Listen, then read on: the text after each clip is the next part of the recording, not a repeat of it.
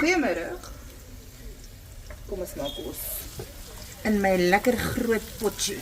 Nim. Braai eers ons uiwe.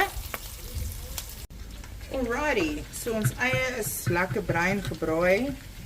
Nou sny ek my aardappels blokkies op binne in dit. Nou wonder jy, nou hoekom in die wêreld Taxi gaan jy nou eers jou aardappels braai? Hæ? Wat die jou maak jy vrou? Okay, so ek het al geleer, as jy aardappels eers te braai, so saam met jou eie, dan word hulle vinniger gaar.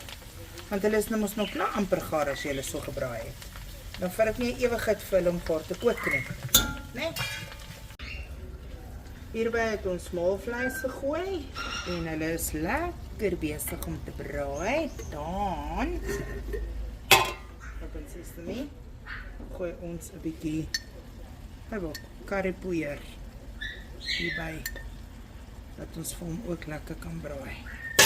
Okay, die goed is nou lekker gebraai, so kom ons spice. Swart peper,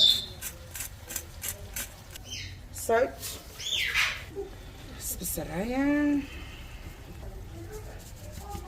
aromat, of te min topklas spice.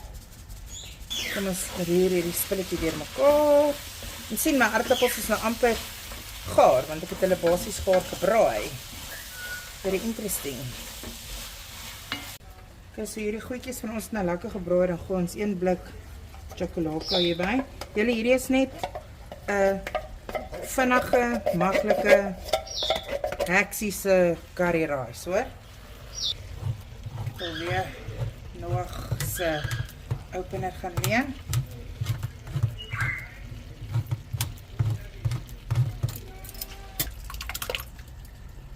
Een blik tomatie en eie. Ek net seker maak 'n suiker, nie cremora nie, imagine. Net so 2 teelepeltjies suiker vir daai tomatie. Mix. Deksel op. Kom ons voel so. Voelie. Okay, is op lae hitte. Kokonoksje rys. Okay. Uit jou bliksem, gerys is gaar. Sit hom af. Alright, nou los ons hierdie op 'n lae hitte vir 'n rukkie. Curry en rys, 1, 2, 3, woep wap, en dan eet jy. Lekker. En bedien hom sommer 'n bietjie beet. Jy hoef nie, maar ek wil. Okay, bye.